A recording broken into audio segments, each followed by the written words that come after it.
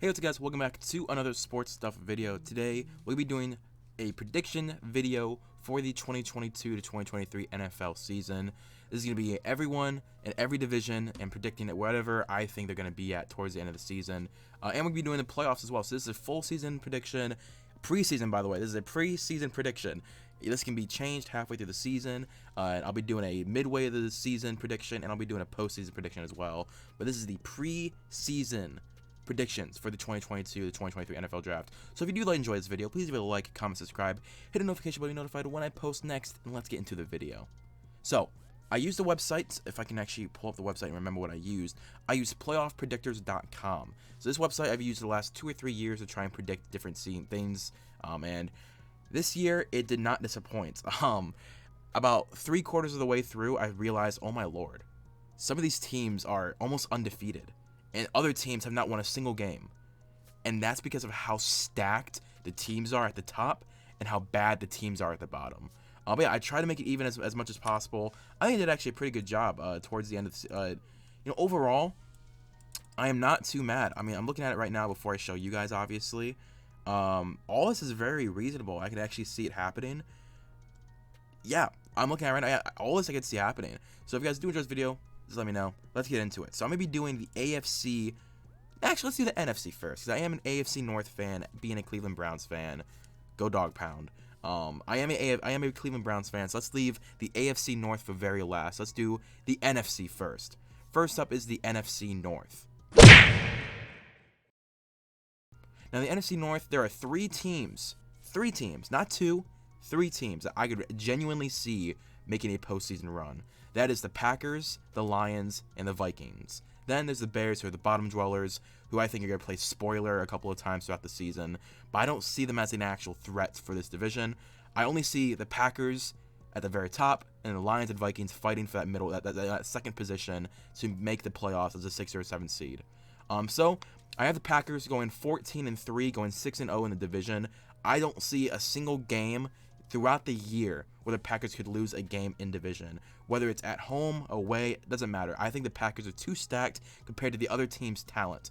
Aaron Rodgers versus the Lions defense, I favor Aaron Rodgers, and I favor their defense against the Lions offense. Same way with the Vikings. I am interested to see what Kevin O'Connell and that front office can do with the Vikings this year and Kirk Cousins. Again, this is the preseason prediction. I want to see what the Vikings can be halfway through the season.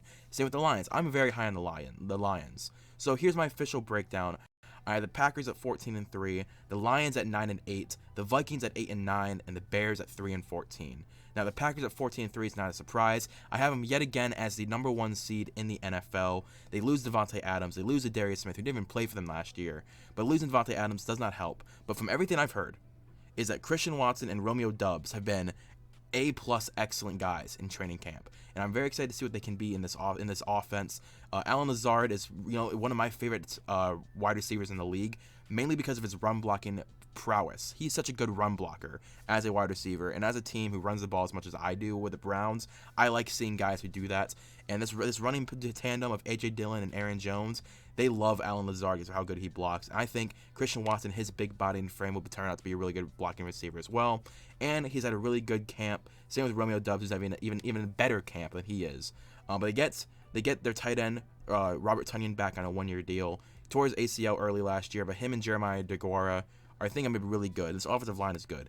This defense is good. Rashawn Gary's coming into his own. The secondary, we don't need to say anything about the secondary, how good it is with Adrian Amos, Darnell Savage, Eric Stokes, Rasul Douglas, Jair Alexander, the linebacker core. The pass rush is going to, they didn't really play with Darius Smith last year, so I think whatever we saw last year with Rashawn Gary and Preston Smith, we're going to see again this year. I believe in this Packers team this year. I really do. I like everything they did. They grabbed the linebacker in the first round. They had 2 second-round picks. I can't remember really their picks, but I do like what the Packers are going to do. Then with the Lions, man, I like the Lions. I love everything the Lions have done since getting Dan Campbell. They're going to go 9-8. I see them splitting 3-3 in the division. I think they're a team that could easily become the 7th seed, and that's actually what they have them at. I have them at the 7th seed, sneaking into the playoffs and proving, hey, this rebuild is 1 year away from being done. Like, we are 1 quarterback pick away from being the next NFC team. We are 1 quarterback away from being the next 49ers, the next Eagles, the next Saints, the next whatever. They are 1 quarterback away. They have the rest of the team. They are the next Broncos. Because the Broncos, they had the entire team ready around a quarterback. They were in quarterback purgatory. Then they got Russell Wilson. I think the Lions are going to be doing that. I think that proved this year that the Detroit Lions are ready for a veteran quarterback or a brand new rookie quarterback to come in and push them past the line that they need. And I think Jared Goff will lead them to a 9-8 record and the 7th seed in the playoffs. The Vikings are 8-9. I have week 16, 17, and 18. The Lions and the Vikings were both at 7-8 or 8-7. It was one of those. No, it was 6. It was 6 and 7. I had them at 6 and 7. They're both at 6 and 7, or they're at 7 and 6. I actually have the Bears, who are 3 and 14, playing spoiler to the Vikings, week 18. And I think the Lions are going to beat the Packers. I believe it was the Packers they were facing. The Lions are going to beat the Packers because the Packers are going to be sitting everyone because they've already secured the number 1 seed. They'll sit everyone. The Lions will beat the backups to get that 7th seed. And the Vikings, they play the Bears, who are playing for everything they can, playing to play spoiler to their divisional rival. And they do win. Vikings lose week 18, going 8-9, while the Lions go 9-8, with the Bears playing spoiler at 3 and 14. I'm excited to see what Kevin O'Connell can do with the Vikings this year. Again, let me see midway through the point to see if this offense is clicking how I think it can. And for the Bears, good luck. Next up is the NFC South. NFC South is going to be an interesting division this year because there is 2 teams I think could reasonably make the playoffs. That is being the Buccaneers and the Saints. However, I do not have the Saints making the playoffs. I think in every game that I did the Saints on, a lot of the time they were the ones that definitely were not winning. The Buccaneers I have going 12-5, going 6-0 in the division. That's going to be happening a lot in this NFC. Again, I told you guys, the NFC is so top-heavy that the bottom half of the NFC is going to get swamped by the top half. The Packers go 6-0. The Buccaneers go 6-0. And another team in this NFC, another team who wins the division will be going 6-0 in the division. But the Buccaneers, they go 12-5, 6-0. Tom Brady comes back. They get Julio Jones. The team is so complete. There's not really a lot of empty spaces outside their defensive line. But I think Joe Tryon-Shoyinka is gonna develop. I still like Vita Vea. I think they're gonna have a solid pass rush. That secondary comes back. Everyone came back outside of Gronk, basically.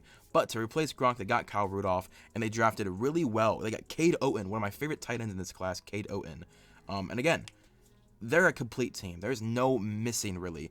I mean, they had 2 retires on the offensive line, and then immediately filled them with Shaq Mason and another guy in the draft. I forgot his name.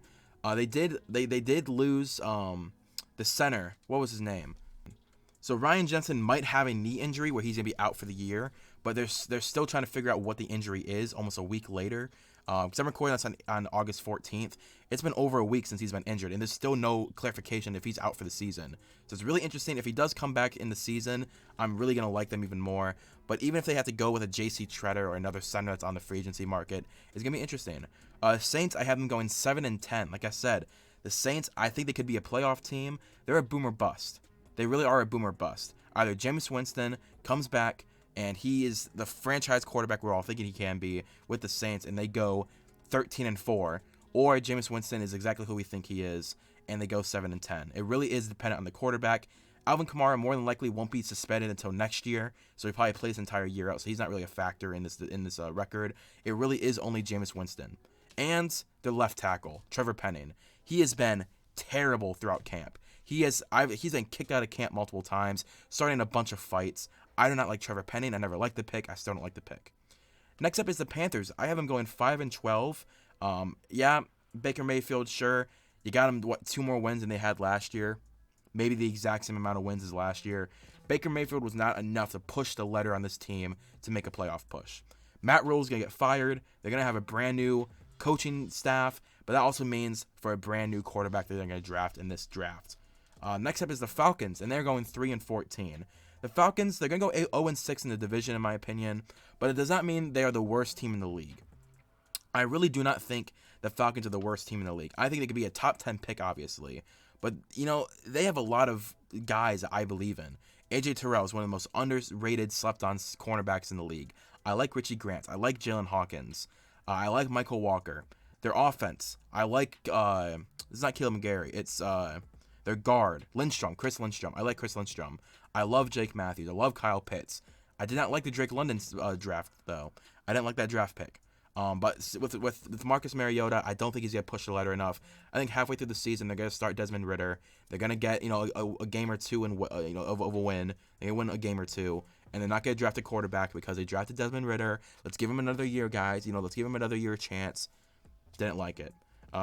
Yeah, that's my prediction for the NFC South. Buccaneers going 12-5, the number 2 seed in the league. Saints go 7-10 and just missed the playoffs. Panthers go 5-12, and the Falcons go 3-14. The Cowboys for the NFC East. I think the Cowboys and the Eagles are going to be tied at the exact same record, 12-5. The only difference, the Cowboys will be the 3rd team in the NFC to go 6-0 in the division. I really do think it. I think the Cowboys and the Eagles are going to go 12-5, but the Eagles will not be able to do enough, just not do enough to beat the Cowboys either times they face them. And I think that's going to lead into the playoffs where the Eagles are going to have that fire and say, you know what? If we face the Cowboys in the playoffs, this is where it matters. You may have beaten us twice in the regular season. We getting you in the playoffs. Just like with the Saints and the Buccaneers a year or two ago when the Buccaneers won the Super Bowl. They beat them in the playoffs after going 0-2 in the season. It doesn't matter. Once it's playoff time, nothing matters from the regular season. But the Cowboys, I'm going 12-5, 6-0. They have a lot of people that left in free agency this year. Randy Gregory. They lost Amari Cooper to the Browns. Oh, they traded, I guess. Connor Williams left. They replaced him with a rookie who I didn't really know of. Didn't really do a whole lot of draft scouting on him. But you still got Dak Prescott. You still got CeeDee Lamb. You still got Micah Parsons. Still got D-Law. You still have pieces on this team that I truly believe in. Trayvon Diggs, I'm not a big fan of Trayvon Diggs, but he's still a good corner. At minimum, he's a good corner. He may not be a superstar corner in my opinion, but he's a good corner. Cowboys, I really do believe you go 6-0 in the division. You're still going to be the big papa of the division. But the Eagles, they're going to be terrifying. I have them also going 12-5, but they're 4-2 in the division, only losing 2 games to the Cowboys and 3 games outside the division. This Eagles squad is terrifying. This is a team that could win the Super Bowl. Let me say it again. This is a team that could win the Super Bowl. It all depends on Jalen Hurts. They have everything else is solidified. Their defense, there's no question marks. They have a good defense with Fletcher Cox, Brandon Graham. They signed Hassan Reddick, I believe. I believe it was Hassan Reddick. Their secondary is really good. Their linebacker core is still developing. I still don't like it. Not a big fan of the Kobe Dean pick because I'm not a big fan of the Kobe Dean. That was still an excellent pick, though. Great value. Their offense, that offensive line is sweet. Their receivers, they got Devontae Smith and A.J. Brown, baby, with a solid rotation of wide receivers after them. Then Miles Sanders, and they have Kenneth Murray with Jalen Hurts. This was the best running team last year. They were the number 1 rushing offense last year. Then they add in a top 10 receiver in A.J. Brown alongside one of the best rookies last year, Devontae Smith. Yeah. Only question mark is Jalen Hurts. But Jalen Hurts, if he just plays at the same level he did last year, they're going 12-5. That's what I banked this on. I banked this record on, will Jalen Hurts be the exact same quarterback he was last year? 12-5. If he improves, they can go 14-3, 13-2. But this is with the base level of Jalen Hurts. I think they're 12-5. Next up is the Commanders. They go 4-13. I just don't see them winning a lot this season. I really don't. I like Sam Howell. That's the only reason I have him going 4 wins. I like Sam Howell. I think they're gonna start him in the 3 quarters of the way into the season. They're gonna go Carson Wentz will get hurt or they'll bench him, and then Sam Howell will step in and genuinely show why he's their franchise quarterback. The fact that he fell to the 5th round is insane. He was a amazing quarterback in college. The only reason he didn't produce his last year is because all of his talent got drafted the year before. So he had no one to throw to, no one to hand the ball to, no one to block. Like, I like Sam Howell. I can't wait to see him succeed with the Commanders. Then there's the Giants go 3-14. Guys, I'm going to be honest here. Let me bring my mic in. I'm going to be honest here. I had the Giants at 0-12. I had the Giants at 0-12. I gave them 3 games out of pity. And they were games against the Bears, the Seahawks, the Falcons. Those are the games I had them win. They could have easily gone 0-18, 0-17.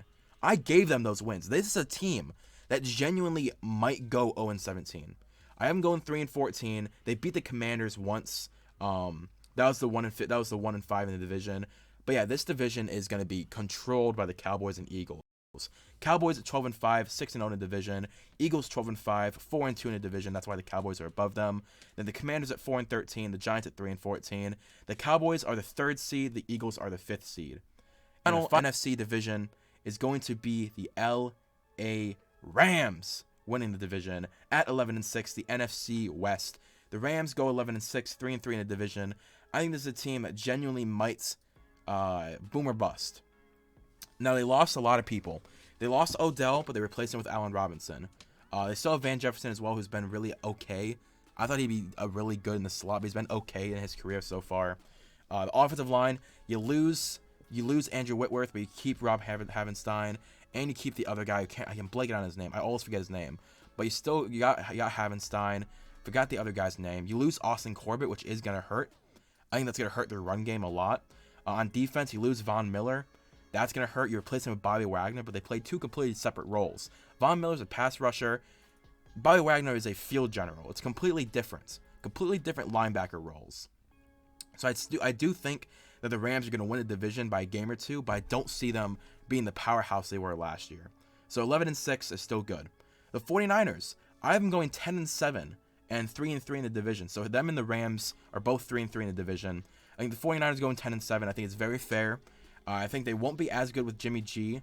They won't be as good with Trey Lance year 1 than Jimmy G last year. I think Trey Lance, he's going to be good, but I don't see him year 1 starting. Because, yes, it's his 2nd year in the league. But I'm saying his 1st year starting, I think there's going to be some hiccups. I think the first half of the season, I had him losing a lot of games the first half of the season. Because it's a rough schedule in the first half. But I think once he develops a little bit more in the game, that's when they're going to go on a run. They're going to go on a 6-7 game win streak. Going to go 10-7. I like the 49ers. I really do. I just got to see what Trey Lance looks like halfway through the season when I redo this list. Next up is the Cardinals. I have them going 8-9, 4-2 in the division. So they actually have a winning record in the division, but still go 8-9. The Cardinals, again, remember, this first 6 weeks of the season, there's no D-Hop. No DeAndre Hopkins. Only Marquise Brown. AJ Green. Like, that's the receiver core for the first 6 weeks. It's Marquise Brown, AJ Green, Andy Isabella. Like, that's your receiver core. So once D-Hop comes back, they start going on a run. They still win. They win more games than they lose. But the first 6 games, I'm going like 2-4, 1-5, and that bad stretch causes them to go 8-9 in the second half of the season. I think Kyler Murray is still a good quarterback, but I think this is gonna be the year where it's, hey guys, Kyler can't do it by himself. Let's get a better offensive line. Let's get a better defense as well. We don't really have a second corner outside of Buda Baker and Byron Murphy. There's no secondary member outside of those two. Jalen Thompson is okay. Isaiah Simmons hasn't really developed. Same with David Collins. The linebackers, hopefully they develop throughout the season. J.J. Watt is another year older and not going to get better. And outside of J.J. Watt, there's not a single person on this defensive line I can name. I can't. I watch football 24/7. I talk football 24/7. I cannot name a single player on this defensive line. You lost Chandler Jones. You didn't replace him. I don't know a single person. Is Zach Sealer on this team? Let me see if he's still on the team. Zach Sealer. No, he was at the Dolphins. What am I talking about? What Zach am I talking about? Oh no. Let me see. Cardinals depth chart. It's a Zach. I know there's a Zach on the team. Zach Allen. That's all I knew. And Michael Dogby. I knew Michael Dogby. I just couldn't name him. But Zach Allen. That's the only person I could somewhat name. I don't even know his second name. I knew his first name. So yeah, the Cardinals I don't think are going to be good this year. I think they're going to go average, 8-9. It's fine. The Seahawks going 2-15. They're one of the worst teams in the league. They're going to be drafting a quarterback in the top 3 pick. Go 2-15. I think Noah Fant's going to develop. I like Jordan Brooks. I like DJ Reed went to the Jets. I forgot about that. I like Quandre Diggs though. But there's certain I like Charles Cross and Abe Lincoln. That's not the tackle's name. The other tackle you drafted. I said Abe Lincoln. The other tackle you drafted, Abraham something. Wow. He was a 3rd round pick. But you got Charles Cross at left tackle. I love that pick. You still got DK Metcalf, Tyler Lockett. Maybe halfway through the season, they trade Tyler Lockett. Maybe to the Browns. Tyler Lockett for DPJ and a 3rd round pick. Just saying. But yeah, the Seahawks go 2-15. There's not much hope for them this year. So for the NFC West, the Rams go 11-6, the 49ers go 10-7, the Cardinals go 8-9, the Seahawks go 2-15. The Rams are the 4th seed, and the 49ers are the 6th seed. So what that would look like for the NFC playoffs then. So what that would look like for the playoffs of the NFC then is the Rams hosting the Eagles, the Cowboys hosting the 49ers, a rematch of last year. That's going to be interesting. And the Buccaneers facing off against the Lions at home. So basically, that's what, 2 teams that are brand new in the playoffs this year. That's going to be exciting because the Cardinals aren't in it. Huh. The Eagles were in the playoffs last year. So, yeah. So, 5, what is that? 1, 2, 3, 4, 6 of the 7 teams in the playoffs do return, with the Cardinals getting kicked out for the Lions. That's the NFC playoffs, with obviously the Packers on a bye week. So I'm going to cut the video there. I just want to show off the NFC first. I'm going to be doing another video for the AFC predictions, and a video after that doing the playoff predictions for the 2 videos. But if you guys did enjoy this video, please leave a like, comment, subscribe. Hit a notification to be notified when I post the AFC predictions video. Hope you guys did enjoy. I hope you did. I worked very hard on this video. Thank you guys for watching. I'll see you later. Peace and bye.